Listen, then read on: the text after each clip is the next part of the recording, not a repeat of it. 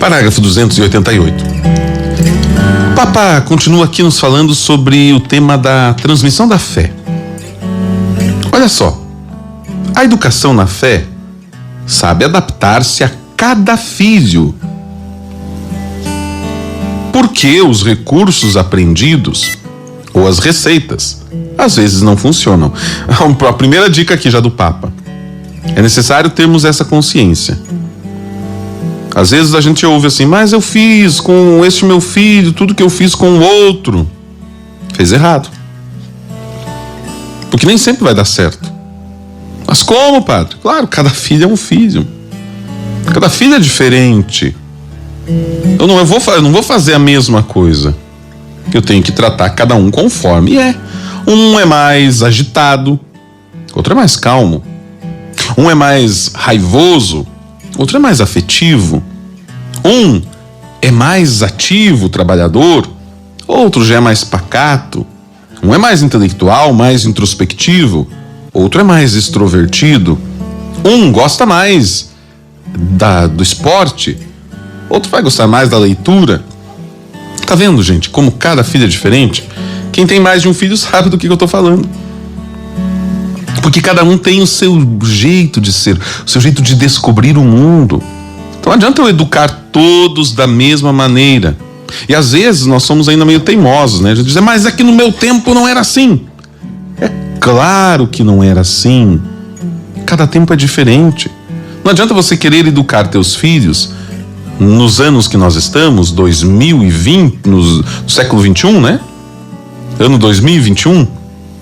Da mesma forma que você foi educado nos anos 90, nos anos 80, ou quiçá anos 70. É um outro período. Nós estamos num outro momento. Então, cada filho deve ser educado e adaptado à fé. Porque os recursos aprendidos, as receitas, nem sempre funcionam. Às vezes a gente quer dar dica para os outros ainda, né? Faça assim que vai dar certo. Filho não é matemática. Que sempre somando 2 mais 2 vai dar 4. Não. Às vezes eu educo da mesma, mas o mesmo conselho que eu dei, o mesmo jeito, não deu certo. Não. Por quê? Porque são filhos diferentes.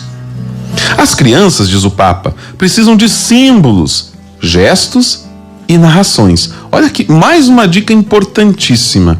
Como educar na fé? Não tem como educar uma criança na fé se não tiver símbolos.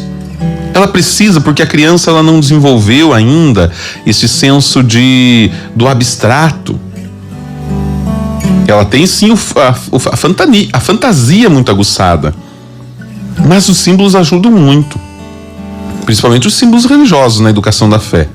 Eu lembro, já falei várias vezes aqui também, né? De como eu fui educado na fé, por exemplo, por meio do presépio. Aliás, já tá chegando aí, né?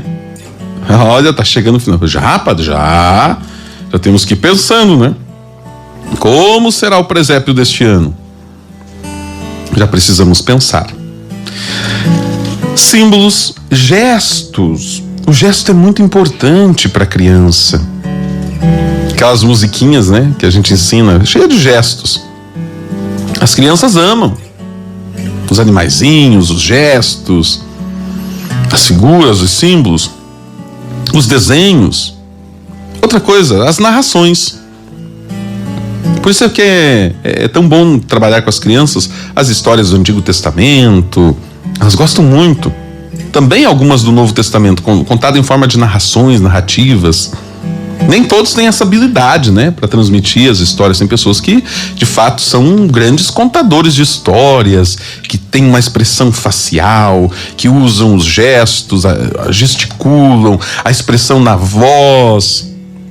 Isso é um dom, é uma arte também. Os adolescentes, habitualmente, diz o Papa, entram em crise com a autoridade, com as normas. Veja, falamos da criança, agora estamos falando do adolescente. Então, faz parte da característica do adolescente. Ele tem essa crise com a autoridade, com as normas. Ele está numa fase de mudanças, de transformações.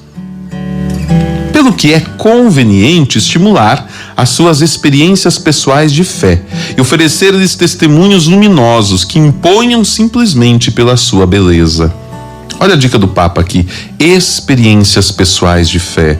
Por isso que é tão importante, né? Um retiro, um encontro, que não estamos tendo agora neste tempo de pandemia, mas que são importantes para os jovens, essas experiências em grupo, de saídas, de viagens, de lugares diferentes, porque ele precisa experimentar.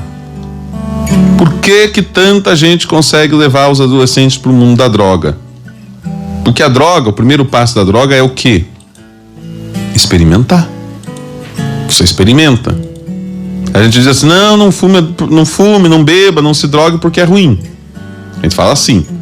Aí ele vai lá e gosta. Ué, pai, a mãe falaram que era ruim? Há uma grande diferença entre o que é ruim e o que não faz bem. Então precisamos entender também. E o adolescente, ele precisa então ser compreendido dentro da sua faixa etária. Tem gente que quer tratar adolescente como criança. Eles não gostam. Eles não são mais crianças. Ainda não são adultos. Estão aprendendo sobre a vida adulta. Precisam ser tratados como adolescentes. Os pais, diz o Papa, que querem acompanhar a fé dos seus filhos, estão atentos às suas mudanças, porque sabem que a experiência espiritual não se impõe, mas propõe-se a sua liberdade. Experiência espiritual não se impõe. Isso é muito importante. Quantos pais que ficam tentando impor, e aí, quanto mais impõe, mais espirra. Quanto mais aperta, mais espirra. Não quer saber. Ah, o pai falou isso, então eu vou fazer o contrário. A mãe exige isso, então eu não vou fazer. Então nós precisamos ter muito cuidado. Como nós vamos conversar, como nós vamos convidar. Lançar a semente, sim.